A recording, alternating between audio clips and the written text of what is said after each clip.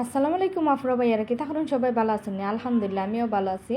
আর একটা সহজভাবে রেসিপি নিয়ে চলে আসলাম আপনাদের মাঝে। বাজার থেকে আর বিস্কুট কিনা লাগবে না, গড়ি চা বসাইয়া বিস্কুটটা তৈরি করে নিতে পারেন। আর বিস্কুটটা তৈরি করতে তেমন একটা উপকরণ লাগে না, অল্প উপকরণই বিস্কুটটা তৈরি করে নিতে পারবেন। বিস্কুটটা কিন্তু অনেক মজা লাগে খাইতে। আমি এখানে প্রথমে নিতেছি সুজিটা অপশনাল, আপনারা চাইলে নিতে পারেন, না চাইলে নাও নিতে পারেন। আমার হাতের কাছে ছিল তাই আমি নিয়ে নিছি। আমি এখন নিয়ে নিবো বাদামটারে বাইটটা রাখছিলাম, তো বাদাম নিয়ে নিবো। বাদামটা অপশনাল, চাইলেও নিতে পারেন, না চাইলে নাও নিতে পারেন, বাদ দিয়ে দিতে। সামান্য পরিমাণ 1 সিটার লবণ দিয়ে দেবেন, হালকাভাবে 1 সিটার লবণ দিয়ে দেবেন। আমি হাফ কাপের মতন আটা দিয়ে দিতেছি। আটাটা আপনাদের যতটুক বিস্কুট তৈরি করবেন ততটুক পরিমাণ মতনই সব কিছু নিয়ে নেব। এখন আমি দিয়ে দিতেছি হাফ চা চামচ বেকিং পাউডার, বেকিং সোডা না, কিন্তু বেকিং পাউডার দিতে হবে এখানে বিস্কুটের মধ্যে। এখন আমি সব কিছু একসাথে হাত দিয়ে ভালো করে মিশিয়ে নেব। ভালো করে কিন্তু মিশাবেন, যতটা ভালো করে মিশাবেন ততটাই কিন্তু বিস্কুট খাইতে বেশি ভালো লাগবে।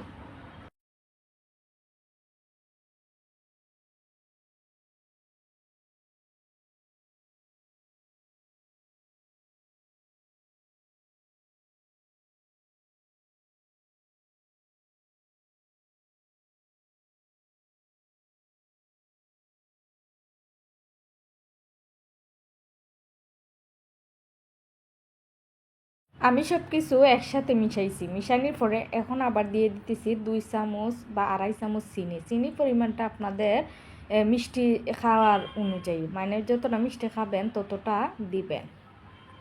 এখন আবারও সব কিছু একসাথে মিশিয়ে নেব। মিশিয়ে নেওয়ার পরে অল্প অল্প তেল দিয়ে একটা ব্যাটার তৈরি করে নেব। এখানে কিন্তু কোনো রকমের পানি ইউজ করা যাবে না, শুধুমাত্র তেল দিয়ে ব্যাটারটাকে তৈরি করে নিতে হবে। তেল হলো রান্না করা সাদা তেল। আপনারা চাইলে কেন ঘিটাও দিতে পারেন, ঘিটা দিলে বিস্কুটের মধ্যে একটা গ্রান চলে আসে, ভালো লাগে আরও বেশি খাইতে। তো আমার কাছে ছিল না, তাই আমি রান্না করা সাদা তেল দিয়ে বিস্কুট তৈরি করে নেব।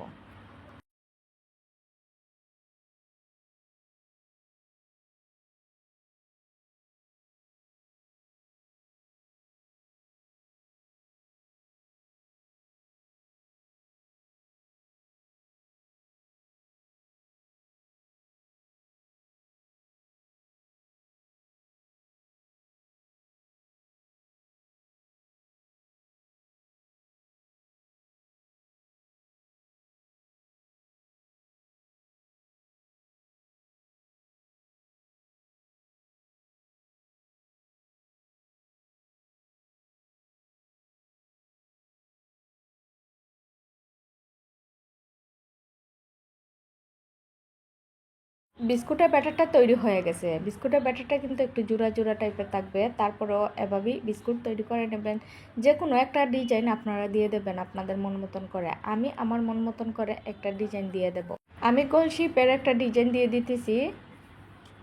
আর কয়েকটা বিস্কুট বানাই আপনাদেরকে দেখিয়ে দিতেছি। উপরে সাদা তিল দিয়ে দিছি, দিলে ভালো লাগে বিস্কুটটা খাইতে। তো আপনাদের কাছে না থাকলে দিবেন না, এটা অপশনাল, এটা না দিলেও হবে।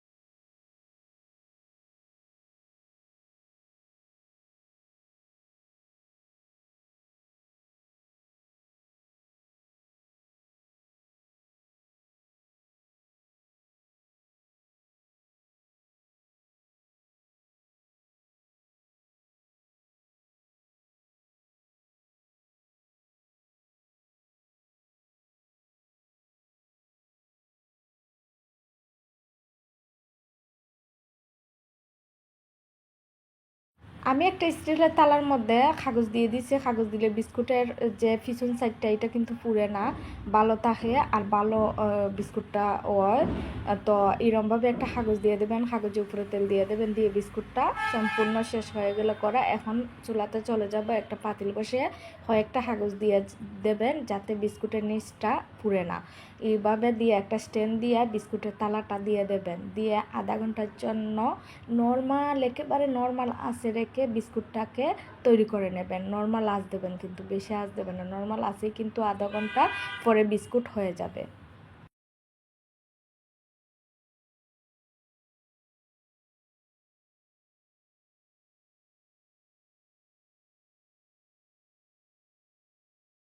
এখন আধা ঘন্টা পরে আবারও ফিরে আসলাম আপনাদের মাঝে, দেখি বিস্কুটটা কি অবস্থা, কতটুকু হয়েছে। মাশাল্লাহ বিস্কুটটা কিন্তু দইরা দেখতেছে কতটুকু হয়েছে, দেখতে তো সুন্দরই লাগতেছে। হ্যাঁ হয়ে গেছে বিস্কুটটা। এখন আমি চুলা থেকে নামিয়ে নেব, নামিয়ে ঠান্ডা করে নেবেন। গরম অবস্থায় কিন্তু বিস্কুটটা ছুটাইবেন না, তাহলে ভেঙে যাবে। আর ঠান্ডা করে ছুটাইবেন যখন, একটা বিস্কুটও কিন্তু ভাঙবে না। এখন আমি বিস্কুটগুলান ঠান্ডা করে নিচ্ছি। ঠান্ডা করে নেওয়ার পরে বিস্কুটগুলান দেখেন বাহিরটা কিন্তু একটুও পুড়ে নাই, ভিতরটা যেরকম বাহিরটাও কিন্তু এরকম, খাইতেও কিন্তু ভালো লাগবো। তো দেখেন দুইটা বিস্কুট দেখাইলাম, দুইটা বিস্কুটের বাহিরে কিন্তু কোনো রকম পুড়ে না। কাগজিভাবে দুইভাবে দিয়ে দেবেন, তাহলে বিস্কুটের বাহিরটা পুড়বে না। পুড়লে কিন্তু একটা বাজে ফ্লেভার আসে, তো খাইতেও ভালো লাগে না।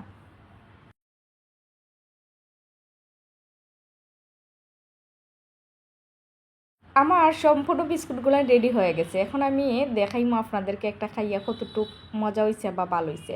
আমরা সিলেটেরা চা প্রেমী, তো আজকে আমি চা দিয়ে খাইতেছি না, এমনি খাইয়ে আপনাদেরকে রেজাল্টটা জানামো যে কীরকম হয়েছে। দেখেন ভিতরটা কীরকম হয়েছে, একেবারে বাজারের মতন কিনা বিস্কুট, বাজারের সাথে তুলনা করলে হবে না। এটা গড়ে হাতে বানানো বিস্কুট, অসাধারণ একটা স্বাদ, মাশাল্লাহ অনেক ভালো হয়েছে। আরও সহজ সহজ রেসিপি পেতে হলে আপুরা ভাইয়ারা চ্যানেলটা সাবস্ক্রাইব করে পাশে থাকুন, লাইক কমেন্ট করুন। আর সবার জন্য ভালোবাসা ও দোয়া রইল। অনেক অনেক ভালোবাসা দিচ্ছেন আপনারা আমারে, সব বাইর জন্য ভালোবাসা দোয়া রইল। আল্লাহ হাফেজ।